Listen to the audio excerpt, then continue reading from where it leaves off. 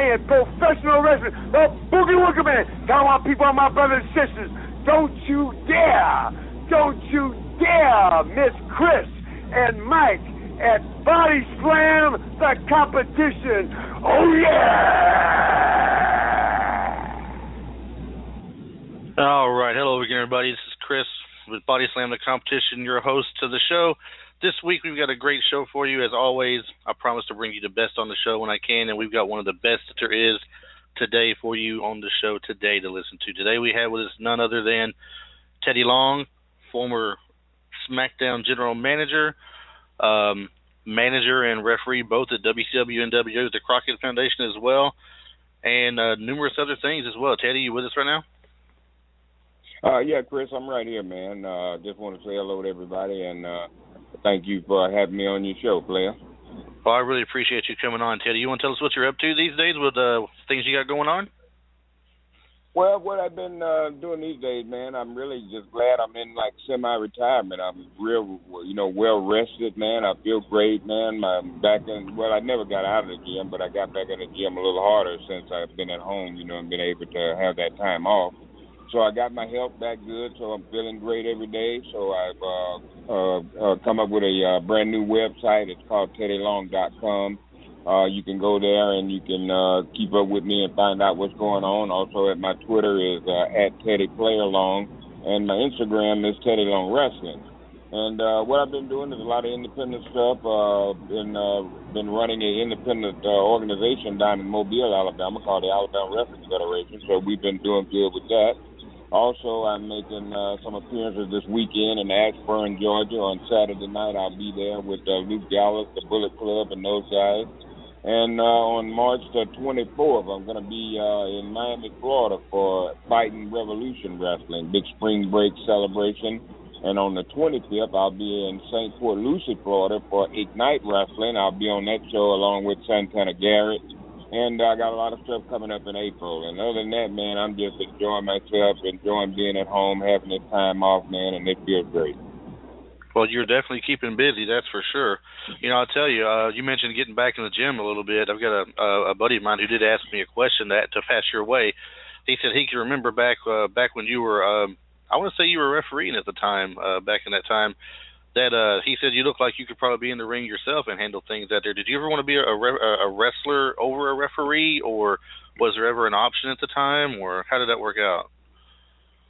Well, I just always, been a gym nut all my, I guess all my whole career, and I guess basically what inspired me for the gym is just being around professional wrestling, and a lot of the guys went to the gym, and I had the opportunity to go with them and got myself started. But I never thought about being a wrestler. I did a little bit of that when I first broke in with the independent guys over in Atlanta. Tried that a little bit.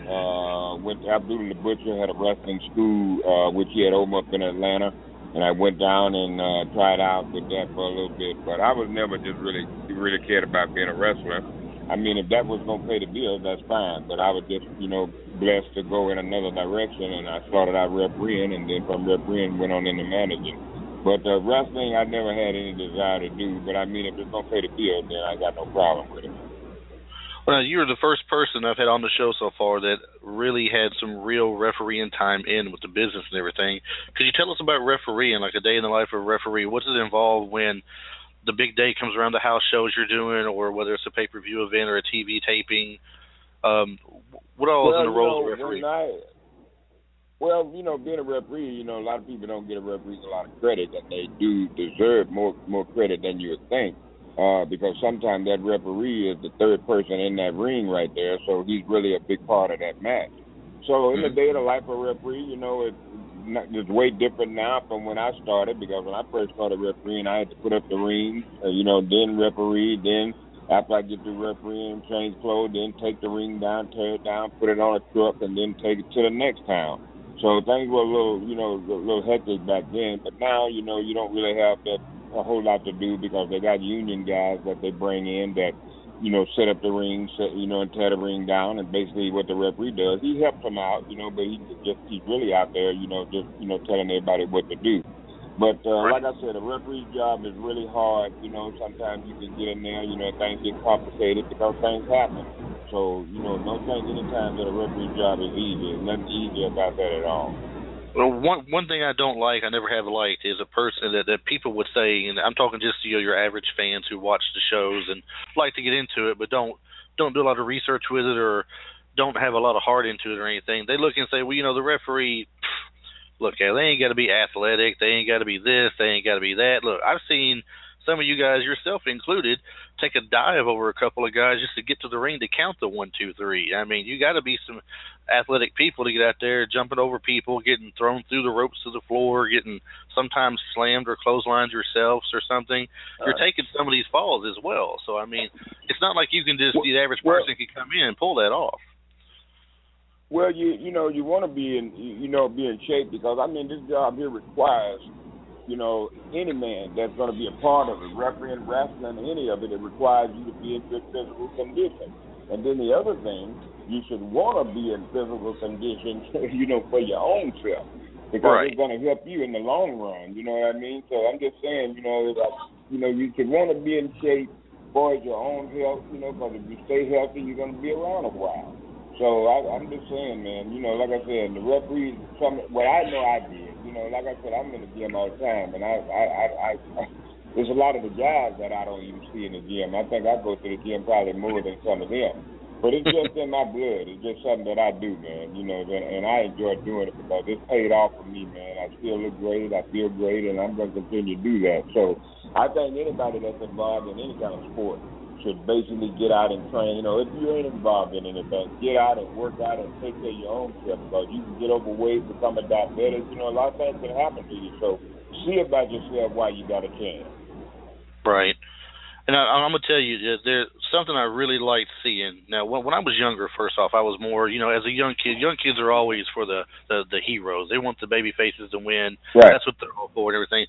As you get a little bit older, sometimes you appreciate the heel just a little bit more sometimes, though, because you want to hate them, but at the same time, you kind of like them because what they're doing, you can't help but think it's kind of cool in a way. Now, and I think it was around 88, 89, maybe even 90 in that general range. I'm thinking 89, though, is when you kind of started making a little bit of a heel turn yourself as a referee, because I distinctly remember a match earlier. I thought I did look it up to make sure I was correct, though, just to make sure. It was the Varsity Club versus the Road Warriors, and you gave the Varsity Club a quick 3 count for a win over the Road Warriors. And I want to say the belts changed hands. Yeah, and I want to say the belts changed hands too, if I'm mistaken. And it was the start of something because you're not a crooked ref at the time, really. No one really thought about a crooked ref, and I think you guys did that first. I think before WWE did it with the Hebners and things like that. But it was great because you started doing more of the heel kind of thing, supporting the heel players in the ring, and eventually got your way into management. And you were awesome as a manager. It was great. Well, the way that started, it wasn't it wasn't intended to be as me being the crooked ref or the heel referee. When I broke in and after I got in the business for a while, I started riding with Hot Stuff Eddie Gilbert, God rest his soul, and also Kevin Sullivan. Well, those two guys were two of the smartest guys in this business. You understand what I'm saying? I mean, they're just smart. They knew this business like the back of their hand. So I learned a lot from those guys. And basically what I did when I started riding with them, I started telling them about my background, which I was a DJ when I was on a radio station. And so when we'd ride along, I would turn the radio down and start DJing for them. So they enjoyed that, but they also found out that I could talk. And so the deal with the heel referee was already in motion to make me a heel manager, but that's the way they wanted to do it, is by making me the heel referee, and then from that, having Jim Hurd fire me on TV and then come back as a manager. But that's how that all started. Those guys found out that I could talk, and then they thought that I could be better at being, be a better, serve them in a whole better way than just being a referee. I could manage, and there were a lot of teams out there, a lot of great wrestlers that just didn't have the mic skills that I was able to help. And I know you managed more than just who I'm about to say, but I don't know who I liked better. I don't know if I was more for Doom or if it was the Skyscrapers, because I can't help but wonder, did the Crockett's know what they had with I'll just call him the Undertaker. That's what everybody knows him by for the most part. I wonder if they knew what they had with him Right. at that point in time before he got away and became as big as he did, because they were a good tag team too, and were together as a good tag team for one thing. You know, Well, and I think, they knew what they had, but back then, a lot of guys played the favoritism. If they didn't like you, they didn't care whether you could draw money or not.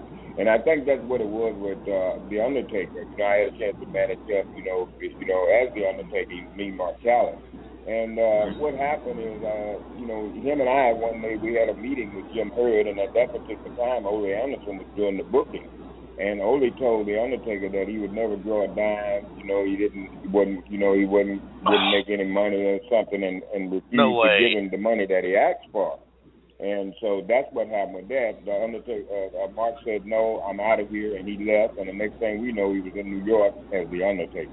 Teddy, that's not the first people in that company that was told they didn't draw a dime and wouldn't go nowhere, and the WWF made something big out of. Because whenever Jericho left and went, and then you had others. I'm sorry, go ahead. Right. Well, that's how that's how it kind of was. Like I said, they didn't put it about your talent or what your credibility was. If they liked you, fine. If they didn't like you, you could draw $1 million. If they didn't like you, they didn't use you. Yeah, I think we got someone on the line here, Teddy. Give me just 1 second here for who I think it is. Area code 304. Mike, is that you? Hey, Chris. Better late than never. All right, Teddy. This is my co-host here, Mike Currents. He was the one I was saying about earlier. I wasn't sure if he was going to make it today or not. But this is Mike. And Mike, glad you could make it with us today. Oh, me too, Chris. Between power outages and phone technicalities, I've had quite the day. I imagine so, man. Mike, Mike. Mike. That's your story right there. We don't believe that. Put the bottle down and come to work on time. That's all you got to do, Slayer. I tell you what it is, Ted. He's intimidated by you, I think. He didn't want to come on the show. He's intimidated because someone of such high stature, Well, Chris, my wife always tells me how cute she thinks Teddy Long. And when she heard that he was going to be on the podcast, she was like, well, I might just call. Well, you know what? It's funny you say that because we actually have one more call here on the line here. 1 second. I'm not sure who this one is, though. Give me 1 second here. Area code 319. You are on the air with us here. Who's speaking today? Hey, Chris. This is Scott. Hey, Scott. How's it going today? You got a question for Teddy for us? Yeah, I got one question. Teddy, who would you say was the best person that you worked with in the business since you've been in it? I'd probably say The Undertaker. He was one of the nicest guys you could ever meet in this business. But don't get me wrong. There are a lot of guys that I had the opportunity to meet and work with that are really superb guys. But Undertaker, he takes it. He would be one of the best. But there were a lot of other guys too that I got along with, and they were good people. Now, I always heard they said with Undertaker backstage, if he was that he was all business backstage, and he would keep people in line. They said. Well, yeah, he was, and then that's what guys need. They need people that are gonna be all business. And one thing about him, if he saw you doing something wrong, a lot of guys would walk by you and they know better, and they would let you, continue to do wrong. But Taker wasn't like that. If he could help any kind of way, he was right there, man, to lend his expertise and his knowledge. And he always wanted to help people, man. Like I said, he's one of the nicest guys that you could ever meet. Do you think there's a reason why? You mentioned earlier that Ole told him he couldn't draw a dime and all this good stuff. Do you think there's a reason why the people in that company did the same thing with Guerrero and Benoit? I think Saturn and Malenko was also part of that group, and Saturn and Malenko didn't really go on to do a whole lot, but Guerrero and Benoit made big names for themselves in WWE, but they said they couldn't draw a dime in WCW and that they could monitor the TV shows and see that people would turn them off when they come on. And I think it was Graham that said that, if I'm not mistaken. He was doing the work with Kevin Sullivan at the time, too. Well, I don't know. I can't say whether Graham said that or not because I don't know. I never heard that come from him. But it was an actual video on YouTube, Teddy. That's why I say it. If I wasn't sure, I wouldn't say if I wasn't sure. I don't want to slander anybody, but it was on a YouTube video, and he brought it up, and I was so surprised. I'm like, wow, he actually is saying this right now. But they made such a big name out of him in other plays and all. Well, like I said in the beginning, if they didn't like you, they didn't use you. You could draw $1 million, and they knew that. It was the same thing, and I'm not trying to put myself up there with Chris Jericho and Benoit and those guys, God rest his soul too, but it was the same thing with me. Gordon Solie came to me one time and told me right out of his own mouth, he said, I don't understand why they're not doing something with you. You are wrestling's best kept secret. He told me that.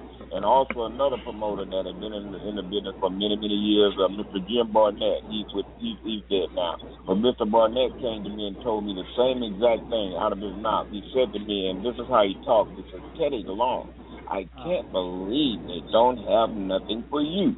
So this man is a promoter. He knows what's going to draw money and what's not going to draw money. But like I said, people that were in charge, they played favoritism. If they liked you, you did something. If they didn't, they didn't use you. It's a shame. That's one of the bad parts of the business, I suppose. It's all good and bad, both to go with it. It's certainly changed now. You don't have to worry about that. For if you go to work with Vince, one thing about Vince, and I learned this. I was there for 15 years. This man don't care what color you are. If you can draw him some money, he's gonna use you. It's just that simple. What do you think? Mike, you got a question for us? Well, yeah. I mean, I know I'm a little late. This might have been touched on before, but Teddy, you've done a lot of different roles in the wrestling business. What was your favorite role? Well, my favorite role, I guess, probably was becoming a GM of Smackdown because I'd never been in that high a position before in my life, and it was a big surprise to me too. I never thought I would even go that far in this business. So I think the role of being GM was about the best one that I really enjoyed doing. Hey, do you think here recently, there was a big to-do all over the internet, basically with Vince McMahon and Titus O'Neil. Do you think that was blown out of proportion, or was it just Titus horseplaying at the wrong time? Or I don't know. I mean, to me, it looked like it was kind of horseplay, but it was at a bad moment, I think. Well, let me explain something to you. Titus O'Neil knew better. Well, I would think he would knew better. Evidently, he did what he did. Titus does not take his job serious, and like you said, he was horseplaying around. Here's what you got to understand. You're on live TV. This is Daniel Bryan's moment. Okay? Everybody's coming down to wish this man well. You got to think about it. Here's a guy right here that has, 5, 6, 7 more years left in professional wrestling, and he can't even do that anymore. So, how do you think he feels inside? This is his passion for life. This is something he wanted to do all his life, and now he's cut short because he could be injured and may not be able to wrestle no more and never again. So, to give up your wrestling career like that has to take a toll on him. And for somebody to be horse-assing around, that's a shame. And Titus, he should have known better. He did know better, but I have no respect for somebody that does that. And like I said, people just blew it out of proportion, trying to call it racist. There was nothing racist about it. If Titus had never put his hands on Vince, this would have never happened. Didn't nobody else do it. There was a whole line of wrestlers. Nobody grabbed the man but Vince. So Titus, sometimes he thinks, just because the company likes him or they was doing stuff with him, they was trying to give him a little push. They had him on TV quite a bit. He started thinking, well, I'm the man now. I'm cool with the boss. That's the wrong attitude to take.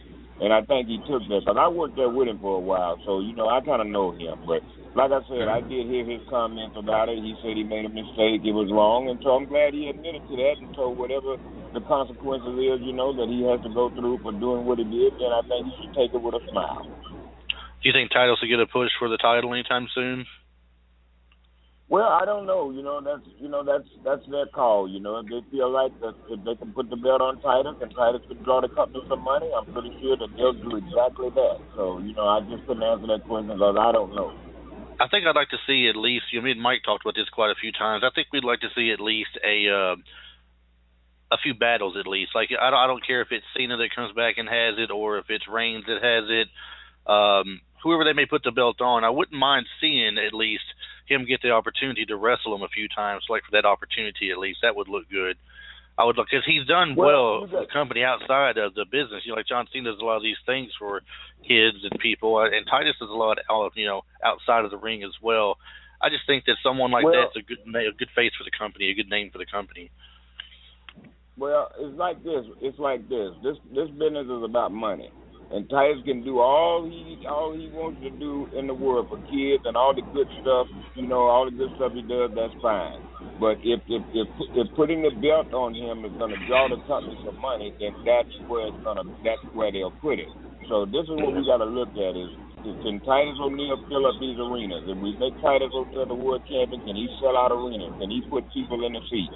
So, and that's not only his job, that's everybody's job that wears that belt. So, I think they look at it like that. So I'm pretty sure they feel that Titus can draw some money. He can, help them out, and they'll reach some kind of accomplishment, by putting the belt on him. I'm sure that's what they'll do. Cool. Mike, do you have another question?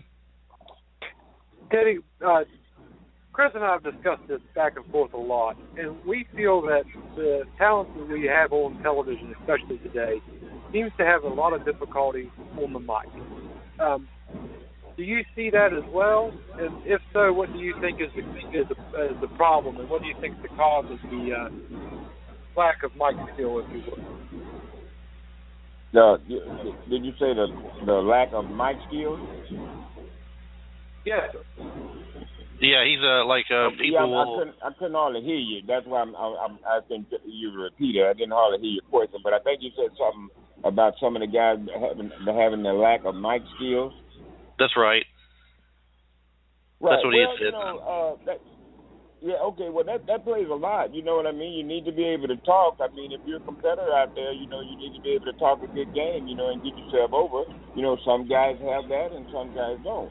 And I think that's the role of the manager. If you can find a guy like myself, you got Paul Heyman, different guys that are there now, guys that can talk and know how to get guys over, and I think, that's what you need. But, basically now, the wrestling, era has kind of changed, and they're saying they're going to really basically fade out managers. So, guys won't have any mouthpieces. But, I think the guys have to, take it upon themselves, too. They got NXT down there. They got guys down there that are training guys how to wrestle, how to do promos, how to talk on the mic and do different things. So I think you just have to go back to school and you have to learn this stuff. And, with me, it was just kind of natural. My character was just me. I just, I had to get the gab. So, like I said, they got the schools, they got people to train you how to do this. So all you got to do is just get down there and learn. But the easiest way is, guys used to tell me back in the day, they used to say, well, before you get out on TV and start cutting promos, so go home and look in the mirror and cut a promo to yourself. So that's the easy way to do it, is start cutting promos to yourself and be able to criticize yourself. If you think you did something bad, then say it, hey, man, that sucked, let me try this again. Because I was kind of so critical of myself one time, so we did something one time, and I went to Vince, and I'm like, golly, I could have done that better. I know I could have done that. He looked at me and said, no, don't be so down on yourself.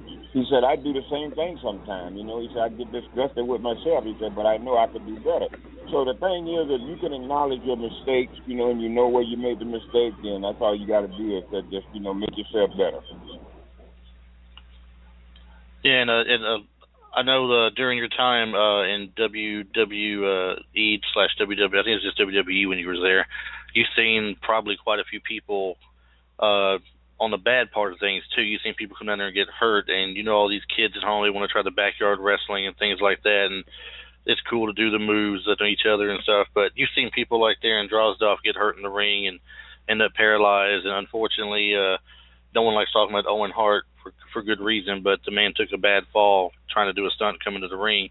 What do you say to kids out there that try the backyard wrestling, trying to look cool with their friends and everything, trying to pull this off at home? Well, I say to them, please stop it.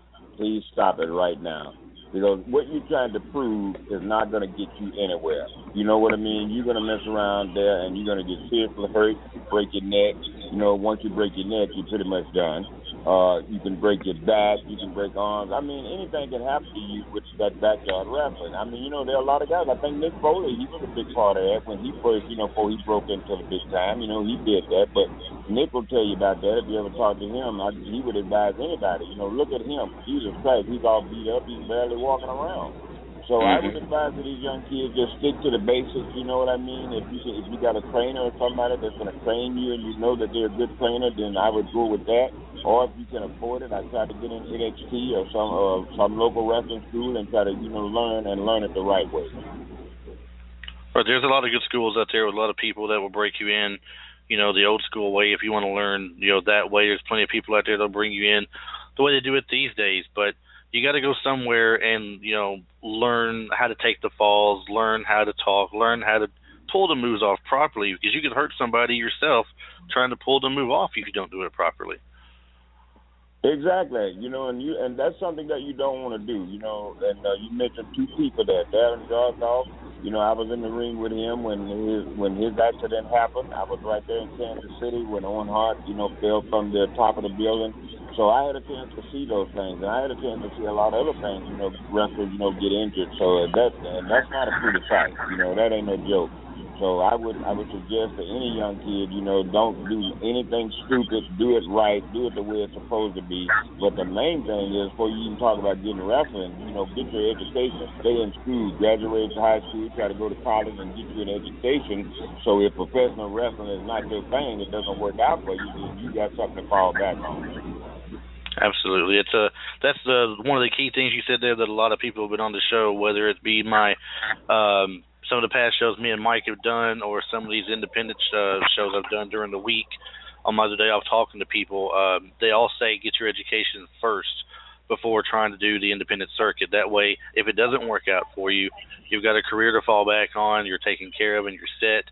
Whereas if you put all your time and energy and your money into trying to learn it, and you're only wrestling, once a month, maybe twice a month, the way it goes these days, you're not making any real money doing that.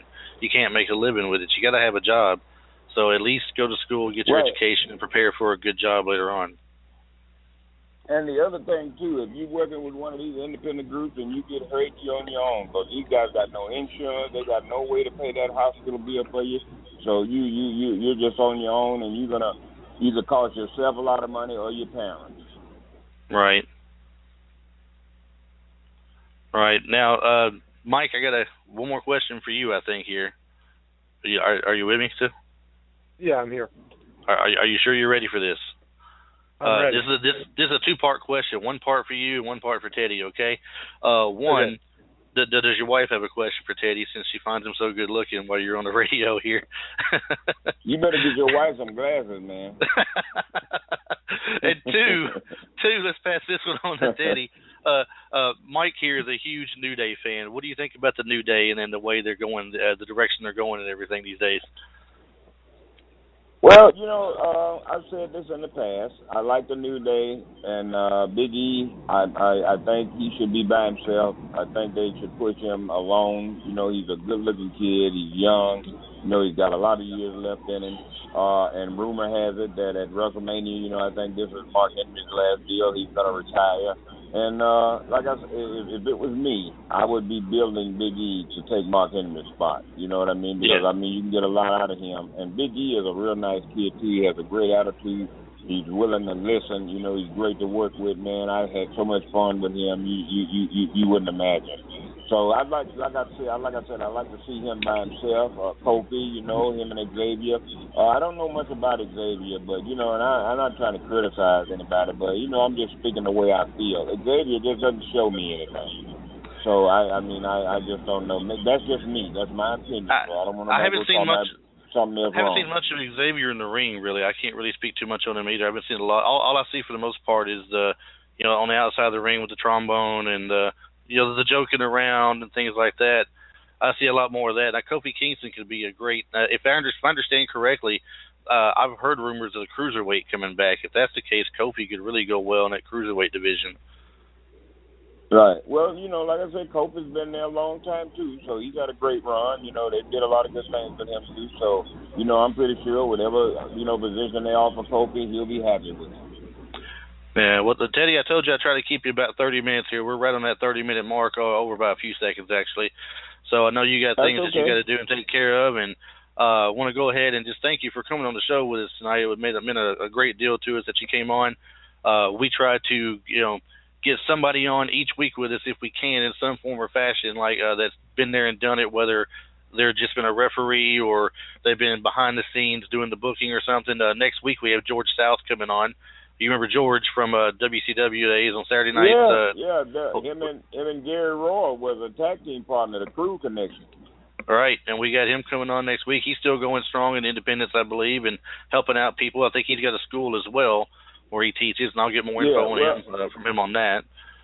But well, you tell guys, you tell George South I said hello when you guys talk to him next week.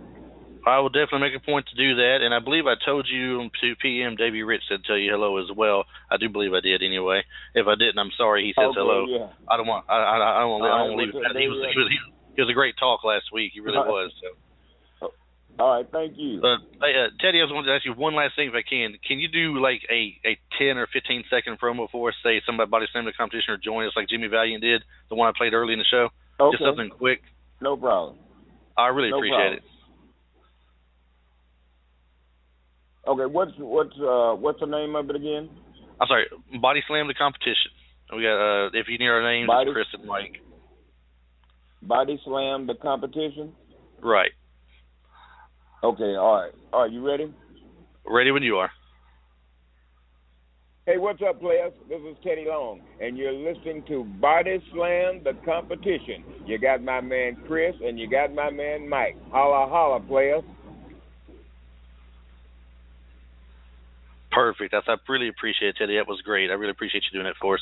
Hey, good luck with your thing you got going on there, teddylong.com. Everybody remember to go there and check it out. I've got you linked on the Facebook page of ours here where I put the last thing out advertising again, and I'll be sure to place it out on that same link again when I remind people to go back for the download later this week, okay? Okay, no problem, man. Thank you very much, man, and I appreciate once again you having me on your show, and good luck and a lot of success to you, man. Thank you. Thank you very much. All right, Chris. All right, take care, Mike.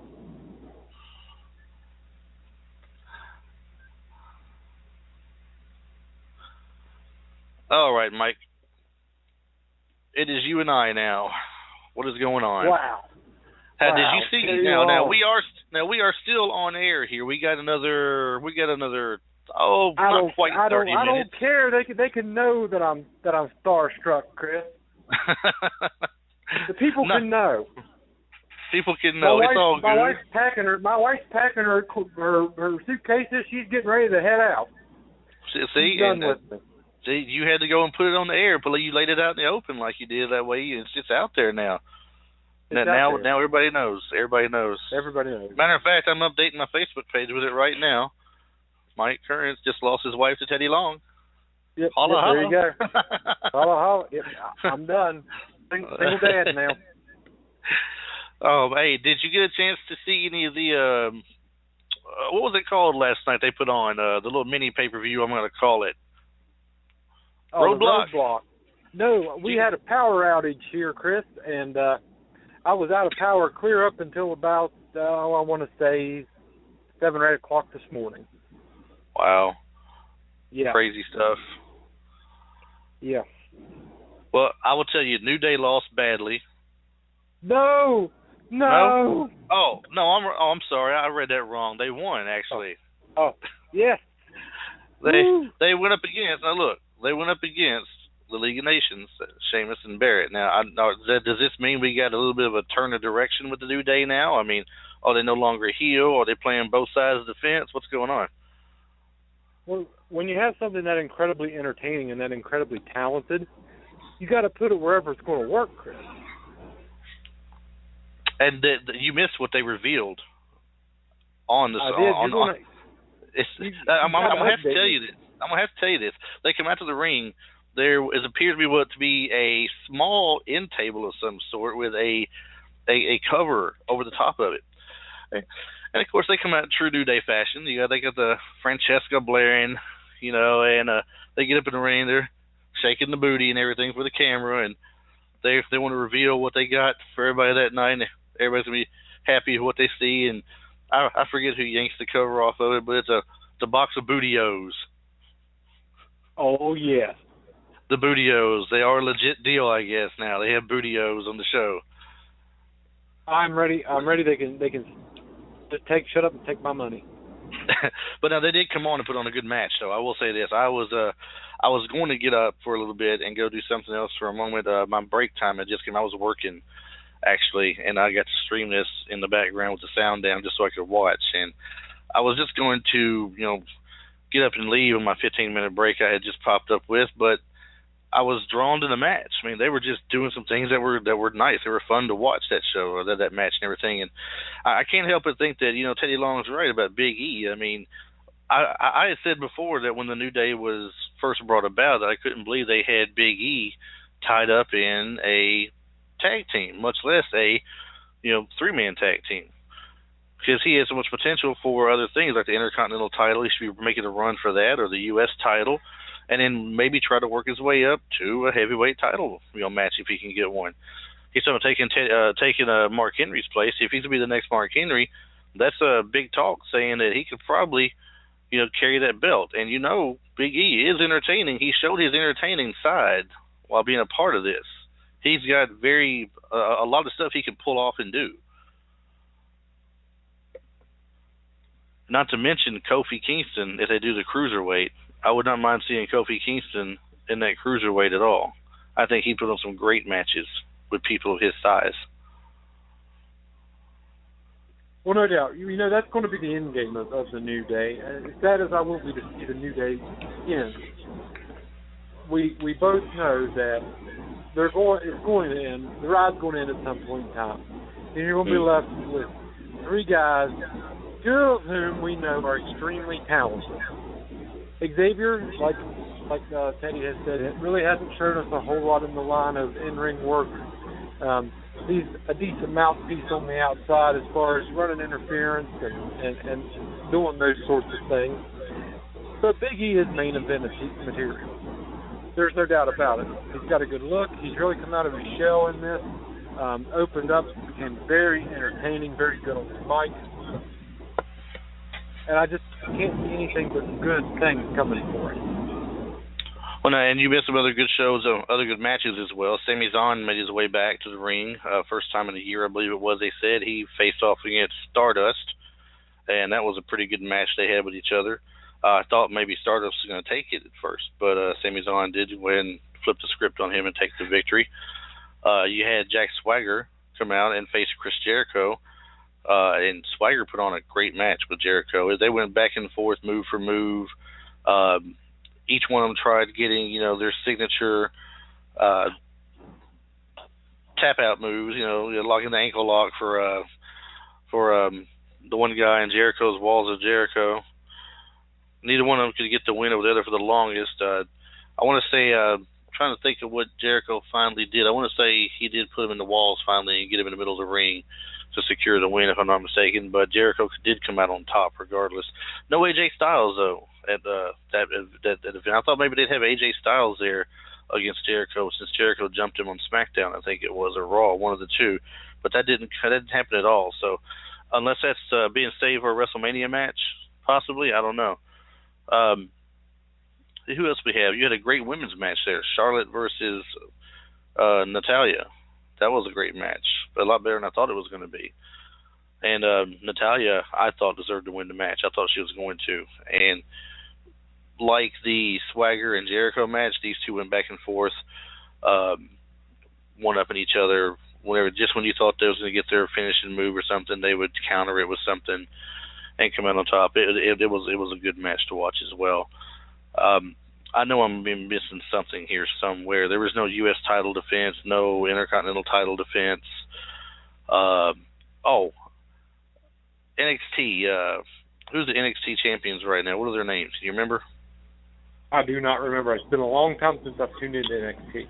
Man, me too. And I can't remember. But yet the people who used to have the belts, that was Cass and the other one, the ones that come down to the ring about how you can't teach that. Enzo Amore and Big Cass. There you go.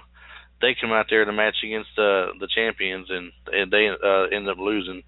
Enzo Amore and Big Cass lost the match, but it was a great tag team match as well. I thought, I couldn't help but agree in a way. Somebody wrote on Facebook, they said, does anybody out there think that maybe these are the matches we're wanting to see at WrestleMania instead? Some of these matches that they've put out. And I can't help but think, a couple of them probably would have been great WrestleMania matches, but I think I see what they did here. I think, anyway, you got a week before WrestleMania gets here. You got to do something. You got to tie up that loose end of Ambrose and Triple H. And they tied that up. It was a great match between the two of them at the end with Triple H coming out on top. Ambrose looked like he had him pinned and had him beat. The hand come down and did count 3, but he had to wave it off because his shoulder came up just before his hand came up for the 3. So, he said, sorry, momentum took him forward. He's no 3 count. It was a 2 count, and they went on from there. But these matches, I think what it is some of these matches they've shown were matches there's no way they could squeeze into WrestleMania with what they got, plus what they would like to see in there as well. So they had a mini pay-per-view the week before and the big pay-per-view the week after, and you're able to get everybody in at one point that you want to highlight in that 2-week period. Because they did have some good stuff in that show last night. It really is a brilliant idea. I know I dog on WWE a lot, and I know I have a low opinion of a lot of things, but that was a really, really good idea. Mm-hmm. And now there's a rumor out there. I don't know if you've heard this or not. I'm going to throw it past you. I know I had jumped on the show with Robin Ray's Everything Wrestling page. In case anybody here's forgotten, Robin Ray's Everything Wrestling page. Have a great podcast out there where they talk wrestling each and every week on Friday nights. Great guys to listen to. I encourage you to listen to them, call into them, participate, the whole 9 yards. They're real fun. I did call in there joking around with them, as we always do. But I had a question for them seriously, too, because I'd seen a rumor. They were discussing WrestleMania coming up and how we thought things were going to go on, and they brought up the Shane McMahon Undertaker Hell in a Cell match.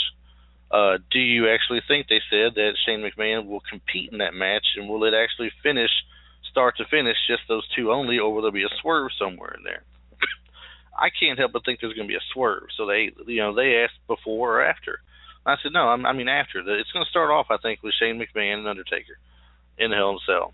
And I think they've done a poor job of explaining this, too, by the way, Mike, as to why this went this way.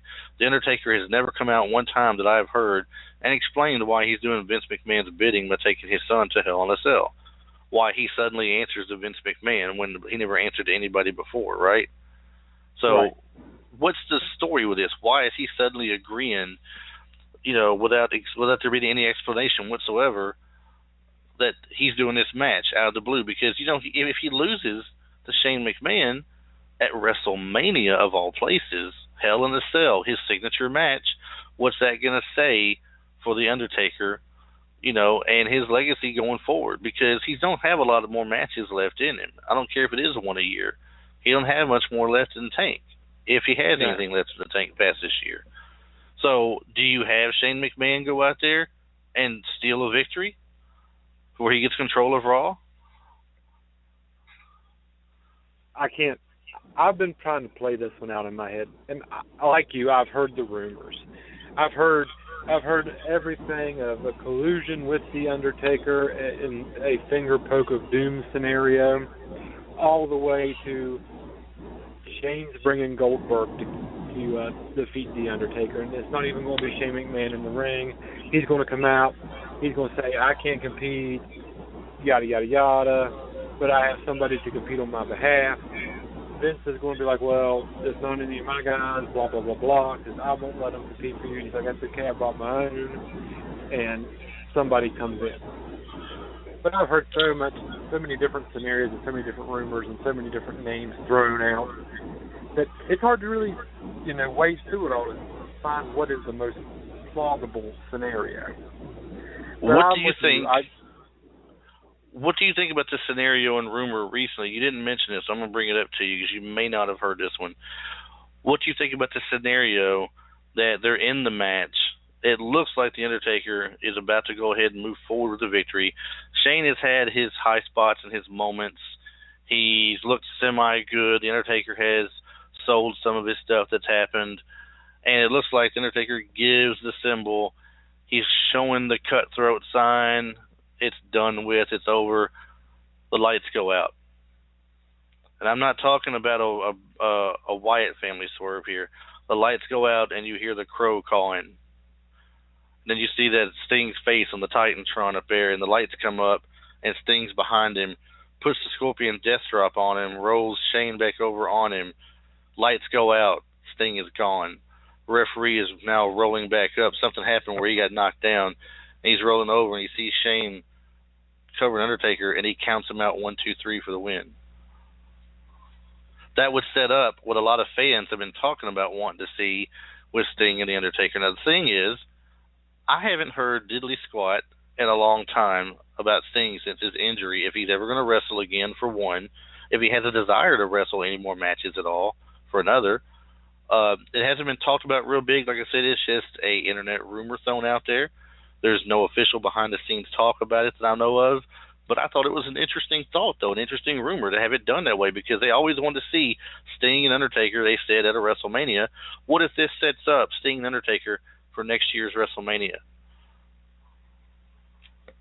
That might be cool. I mean, I really honestly believe that Undertaker's time is over. I really believe that Undertaker should have hung it up after the loss to Brock Lesnar. Sting's about in the same boat with me. You know, I think he has nothing to prove. He has nothing more to do. I don't know that I would really enjoy it. But then again, I may be like a kid again and be like, oh, Sting facing the Undertaker at WrestleMania. It might be the greatest match that those two ever have. Could be. You never know. I mean, it would be something to see.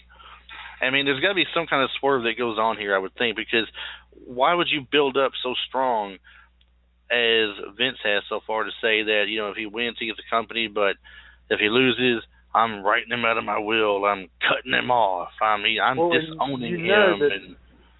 You know that it's at the point where Shane has to win. Yeah, but I mean, I just wonder. He has to win this. He does. Because you don't think there's no way to give him a rematch. They just wasted storyline. I mean, if he does not win, they've wasted bringing him back. They've wasted all the hype that comes with it. And when he came back, it was just the whole place exploded. And it's almost like the return of Hulk Hogan back. After he went to WCW and it was over, and he came back to the WWF, WWE, it was almost that kind of feel when Shane McMahon came out. I think that really says something as to how desperate the fans are for yesteryear. Yes. I mean, and if he loses, like you said, it's a loss of a storyline angle, and now the fans are all dejected again because now it's more of authority time and everything that we're to put up with. Shane's not going to be involved with it. If he doesn't win this match, there's no way that that you can really believably make a storyline that he gets a rematch of some sort at what's the next one? SummerSlam? Or is it something in between? Big one. I think there's one in between. I can't ever remember. I think SummerSlam's not until June or July, maybe even August. I was thinking May. I was thinking May, but I might be wrong. But either way it goes, whatever the next big pay-per-view is, I mean, I don't think you could really swing something to that and say, we get a rematch, and now it's going to be father versus son for control of the company. If they were going to do that, why didn't they just make it father versus son in a Hell in a Cell match for control of the company at WrestleMania? I don't think Vince McMahon has any business anywhere near a wrestling ring at his age. I'm just going to throw that out there. Yeah, the man is in incredibly good shape. I would much rather see Triple H and Shane McMahon go at it for control than I would trying to drag, Vince out into the ring for any kind of legitimate sort of competition.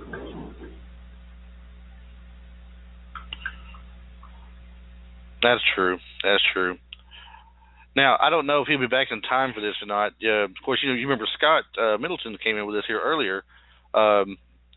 And did participate, asked Teddy a question. He ended up dropping off the line a few minutes later after that. But I got a message from him. So what do you think about John Cena possibly returning to WrestleMania and turning heel? I'm not sure who he'd return and turn heel on, though. Scott, if you're listening to it, who would he turn heel on? Yeah, I believe it when I see it. I don't know that he would turn heel anytime soon, because technically he's already halfway heel. It depends on what town you're in. There's towns you go to. I saw an interview with Sami Zayn I was watching. Sami Zayn said that anybody out there that doesn't like John Cena is just completely stupid and crazy. He said John Cena is a genius when it comes to wrestling, and he talked to him before, and he tells him, he says, I go out there and I get a feel for the crowd when the show starts. I see what the crowd's doing out there and how they are and how they're popping, and I get an idea that if someone mentions my name or something, and I hear the boos, I know what I got to do. I got to go out there and I got to do something just to turn them back my way, or if they're cheering my name, I know I can go out there and just goof off and do what I want to do. So he says that see them go out there and if they're cheering him, he'll do goofy things and say funny stuff. But you know, if they're booing him right about it, he'll be like, yeah, I know, I hate it too, and you know, I had to lose to so and so last night, you know, and that's done this to me. And next thing you know, 3 minutes later, he's got those those boo birds eating out of his hand. They said he done turned them. So. Right. Now, Scott brings up, and I just got the message back from him, he wants to know, do you think if Cena was to return and do something heelish, would he do something heelish toward The Undertaker to help Shane McMahon? Now, that is a possibility. But I wouldn't know that it would really be heelish at that point. And I got to bring something else up, too. This is very important. Who was it not too long ago who was your World Heavyweight Champion in WWE who vowed when he come back from injury that belt was going to be his again? What was his name? Seth Rollins. Seth Rollins. And the word is Seth Rollins coming back as a face. Now, Shane's supposed to be the face of this match. Undertaker's supposed to be the kind of the heel of the match because he's working with Vince. What if Seth Rollins comes in, does something, costs Undertaker the match, Shane gets the victory. He's running the company. Seth Rollins is Shane McMahon's man now. Shane McMahon's pushing him again to get him back in the title run. The possibilities are endless, Chris. I know. There's so many different things. There are one ways that this could go out. And I think that maybe why we're hearing so many different conflicting reports as to what's going to happen is because maybe we're getting fed little pieces from, the office, if you will, that just to throw everybody out of track, because there is so much that could happen that they want it to be a surprise. So, Mike, hang on one second. We got a caller jumping in here toward the last minute here. 319 area code. You're on the air. Go ahead. Hey, Chris. It's Scott again. So, all right. Now, go ahead and elaborate for us, because I got your messages here, and I'm kind of trying to piece it together here. So, what exactly are we getting at? Okay, my theory is maybe John Cena will come back and help Shane win, run against Undertaker, so Shane can take over Raw. And then, because from what I've been hearing from other people, that's kind of on the inside, that WWE really wants to turn John Cena heel, and they've been trying to, force it and have him send little things here and there. I don't know if it's true, but me, it's like that would be the only way to get him to turn heel is turn against the Undertaker. What do you guys think? I just can't help but wonder how many, because he's already partly, like I told Mike, he's already partly heel anyway. He gets booed in so many cities by the adults, and then the kids cheer him. But what's going to happen is if he quote unquote turns heel, all that's going to happen now is that the kids are going to boo him, but the adults are going to cheer him. It's going to go just into the flip flop. So I don't know how they would pull it off, to be honest with you. If they could, that would be great, but I don't know what they would do. Or, like I was listening earlier, that I kind of agree with Mike that maybe Sting will show up and do it, or even Goldberg. Or even, here's even more of a twist. Goldberg was Mike, Sting was me. The Rock may show up, I don't know. He may show up and have something to do with the Triple H match if he shows up with anything. I'm thinking since Roman Reigns is family to him. Yeah. And so, who knows? But I'd like to see Kurt Angle come back myself, but, that may be just a pipe dream. Well, you never know, because his contract's over with TNA, so. That is true. Well, now, we're getting close to wrapping up here. We got about 4.5 minutes left. I'm going to go and start putting some things out there real quick here. Just so you guys know, Lance Russell's birthday is on the 18th of this month. We had him on the show once before. He turns 90 years old. There's some pictures that they've got on him online. I'll share them later on of him at a birthday party. And basically, he's turning 90 years old on the 18th. Scott, you got him coming on the show, right? Yep, May 1st. May 1st. It's going to be a great show you're going to have. Oh, and just so you know, Mike had to go ahead and drop for a quick second. He has a little bit of an emergency to take care of real quick. So he's going to go ahead and drop on off here. He'll be back with us next week again as usual. But, yeah, you get him on May the 1st. It's going to be a great show you're going to have with him. The man can really tell you some great stories about the Memphis wrestling time in that era there.